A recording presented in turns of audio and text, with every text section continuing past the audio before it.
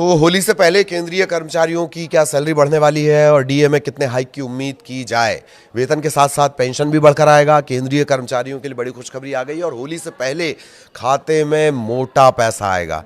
DA पर ये एक बड़ा अपडेट आ रहा है, वो आपको बताएं। 20,000 से 1 लाख तक की सैलरी वालों की कितनी इसके बाद सैलरी बढ़ जाएगी, उदाहरण के जरिए मोटा मोटी एक पूरा कैलकुलेशन समझाने की कोशिश करेंगे। इसका फॉर्मूला क्या होता है, बहुत अंदर नहीं जाएंगे फॉर्मूले पे, पर इसका फॉर्मूला क्या होता है, कितने बेसिक पे वाले कर्मचारियों की सैलरी कितनी बढ़ेगी, ये सारे कैलकुलेशन फौरी तौर पर मोटा मोटी समझेंगे। नमस्कार, आपके साथ में ललित प्रजापति।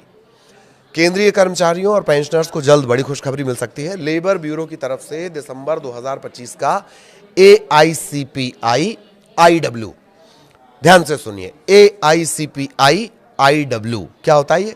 ये होता है सर्व वस्तु उपभोक्ता मूल्य सूचकांक।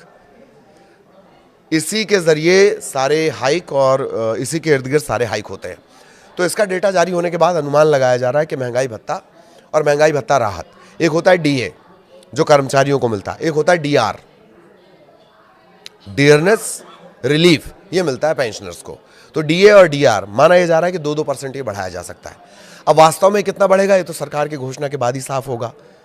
कहा यह जा रहा है कि सरकार अगले महीने यानी मार्च 2026 में ये ऐलान कर सकती है।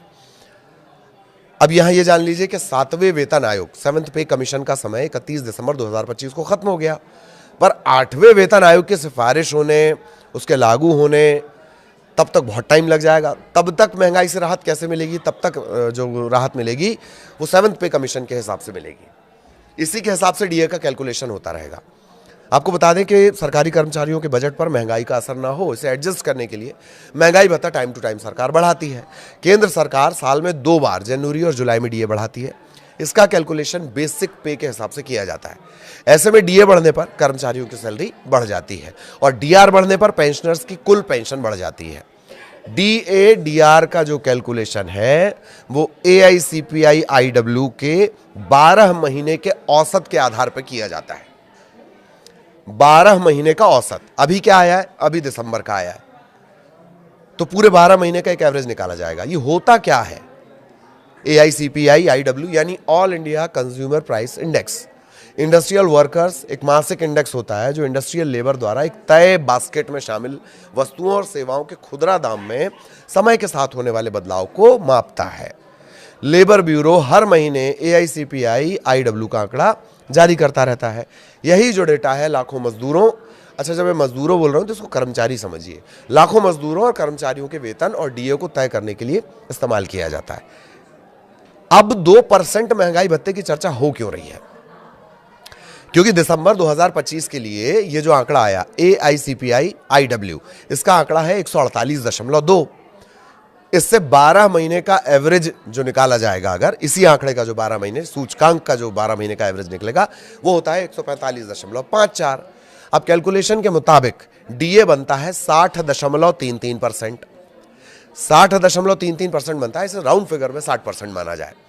अब मौजूदा डीए चूंकि 58% है, ऐसे में 60 - 58 यानी 2% आता है।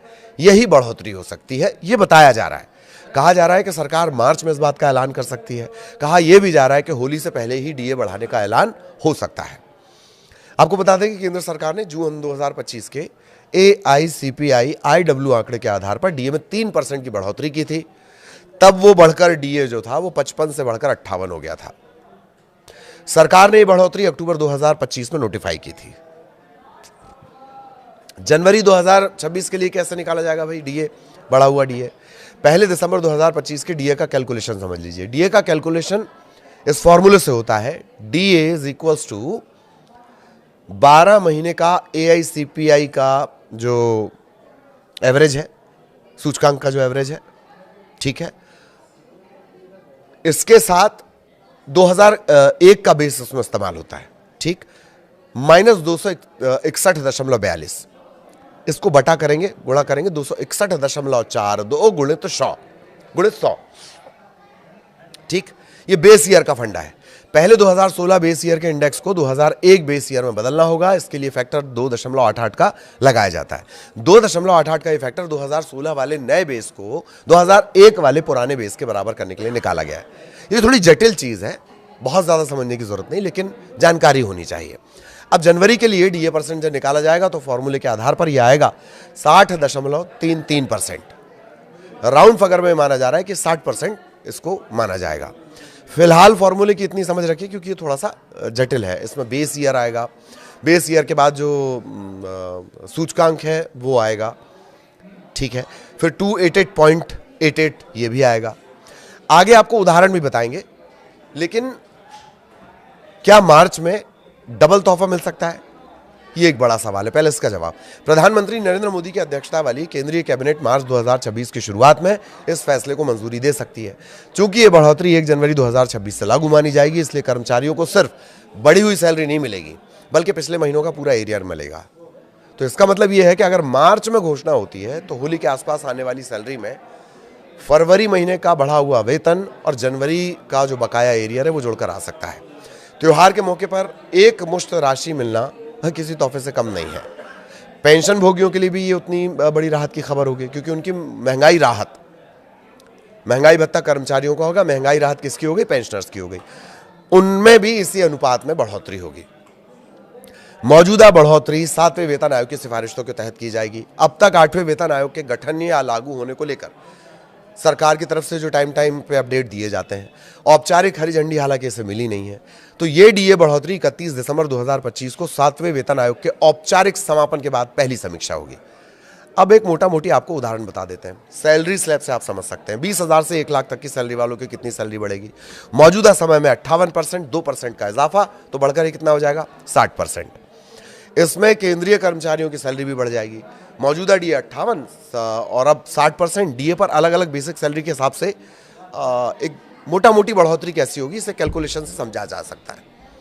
जिनकी बेसिक सैलरी है 20,000, 58% डीए पर इनका वेतन 31,600 और 60% वेतन पर इनका पहुंच जाएगा 32,000। तो मासिक बढ़ोतरी कितनी होती? 400 रुपये।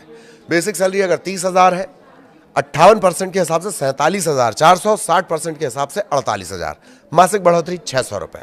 जिनकी सैलरी 40,000 के स्लैब में है, 58% के हिसाब से 63,200, 60% के हिसाब से 64,000, महीने की बढ़ोतरी 800 रुपये। बेसिक सैलरी 50,000, 58% के हिसाब से 79,000, 60% के हिसाब से 80,000, मासिक बढ़ोतरी 1,000 रुपये की। बेसिक सैलरी 60,000 के स्लैब में, 58% के हिसाब से 94,800, 60% के हिसाब से 96,000, 1,200 रुपये की बढ़ोतरी। 70,000 के हिसाब से देखा जाए, 58% 1,10,600, 60% 1,12,000, महीने की बढ़ोतरी 1,400 रुपये। और जिनकी बेसिक सैलरी 80,000, 58 के हिसाब से 1,26,400, 60% के हिसाब से 1,28,000 ये पहुंचेगी। तो 1,1600 की मोटा मोटी इसमें बढ़ोतरी होगी। इसी तरीके से भी आगे के स्लैब है उसको आप 58 के हिसाब से और 60 के हिसाब से कैलकुलेट कर सकते हैं। बट मोटा मोटी ये जो बढ़ोतरी है ये हम आपको एक बता रहे हैं कि ये 2% अगर इजाफा होता है तब होगी। ये ऐलान के बाद ही क्लियर होगा। कुल मिलाकर देखा जाए तो केंद्रीय कर्मचारियों की जो सैलरी है सालाना 4,800 रुपये से 24,000 तक की इसमें बढ़ोतरी होगी अलग अलग स्लैब के हिसाब से। हालांकि 1 लाख से जो बेसिक 1 लाख से ज़्यादा बेसिक जो कर्मचारी सैलरी पाते हैं उसकी और ज़्यादा बढ़ेगी, उसका कैलकुलेशन हमने आपको नहीं बताया। लेकिन डीए में कितनी बढ़ोतरी होगी इसे लेकर अभी केवल कयास और अनुमान ही लगाए जा रहे हैं। वास्तविक बढ़ोतरी सरकार की जो घोषणा है उसके बाद ही पता चल पाएगी। तो अभी ये बिल्कुल क्लियर नहीं होगा। आगे इससे जुड़ा अपडेट जो भी रहेगा वो आप तक पहुंचाएंगे। नमस्कार।